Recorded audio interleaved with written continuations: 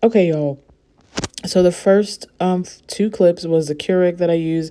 Unfortunately, I don't recall the coffee that I have, but if I find like a picture of it or something, I'll put it in.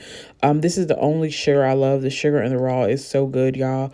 It's almost tastes like brown sugar to me for some odd reason, but I don't know. It's supposed to be raw sugar. It's supposed to be better for you. What's really better for you in America? Who knows? So yeah, I personally just have started to love it. And yeah, I do think I see a change in it, and a little goes a long way. But I will still say it's not going to be as sweet as a white sugar is. So, do with that what you will. To me, it's really good. I just stir that into the hot coffee.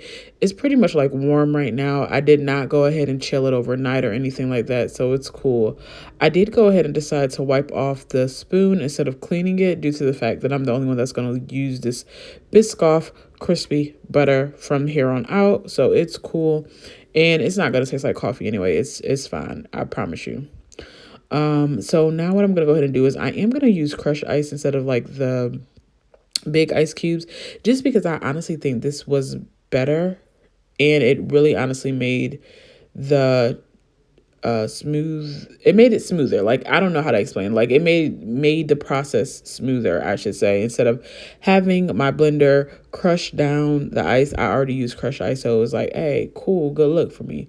Now, I did use this syrup. Usually I use a Hershey syrup that's a little bit thicker, but I don't know, I just decided to use the Sunday syrup by Smucker's, and it's caramel, so it's cool. And then I did put the Biscoff cookie butter. It's crispy in here. And I would suggest or state you can go ahead and melt it if you don't want it to look like that. You can melt it in the microwave for maybe about 10 to 15 seconds. If it doesn't do anything after the 15 seconds, you can go ahead and do it another time. Again, I wouldn't do too much of that because you don't want to burn it or having your house stink. So this is what I have here. And they also have a creamy one, which is good as well. I personally like the crunchy. I should have used it like on a peanut butter and jelly sandwich because that sounds like that would be delicious. But I don't know if that would be too sweet. Anyway, I love this oat milk creamer. So good. And it's coffee cake. I want to try other flavors, but sometimes the prices be a little bit too crazy. And I really don't know what I was thinking with how much creamer I put in this Joker, but it's okay. It's cool. It still turned out really good. Now, I would say I was going at first for a frappe. However, it turned into to be more of a latte or just a nice coffee, which is cool with me. I feel like if I would have did a little bit less creamer, and kept the same amount of coffee maybe, but did a little bit more ice, it would have did a frappe kind of feel for it. But right now it's a latte and it was really good.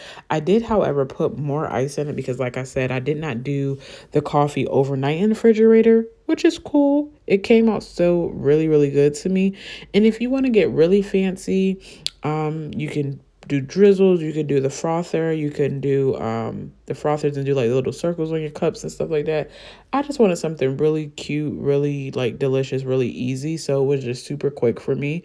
And I just thought the colors of this was so like so beautiful. Like, I think brown is so cute, or like tan or whatever color this is. It's just really pretty. Anyway, I felt like it did so good with stirring up and I don't know what was the other word I was going to use. But anyway, stirring up the actual butter because it was crispy. So it would have been harder to maneuver, I guess. And that looks more like a frappe. However, I did put more ice in that already. And I thought I was going to blend it again, but it was way too full. So I was like, no, ma'am. No, Pam. Go ahead and just have it be an iced latte, iced coffee. You can do more caramel drizzle. Or if you wanted to, you can melt that Biscoff and you could have drizzled this here on the bottom as well, or drizzled it around the cup, the rim, inside out. I guess that's how Starbucks might say it. However, you could do your own thing really with it. The possibilities are endless. You could also have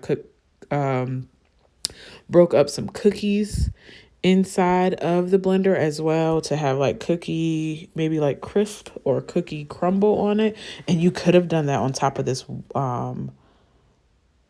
whipped cream as well, but I did not do that. That would have been super cute to do that and top it. I just thought about that now. But yeah, it came out really good. I definitely would recommend it. It's 10 out of 10. It's super good. It's not as sweet. Like I said, it's more so reminding me of like how somebody would do a cold brew, maybe like a Dunkin' cold brew or a Dunkin' latte. And then you're just going to do a little bit more drizzle on the top. And this is the part where I was saying you could have crumbled up a cookie and did that too.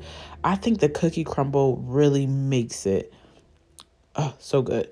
And I could have did a cold foam too instead of the whipped cream, but I chose to do the whipped cream and I think it turned out really, really, really cute. And this is just like a cute holiday drink and it's super easy, especially if you have a few things on hand. You can use whatever cookie you want, you know, any kind of syrup or any kind of coffee and have a little ice and you're good to go with a little creamer. And this is the final look. I think it looks so cute. Thank you guys for watching and rocking with me. I hope you guys subscribe, like, comment, share, tell a friend, tell a mama and them. TK's Bizzzzzzzack. Bye, y'all. Isn't there anyone who knows what Christmas is all about?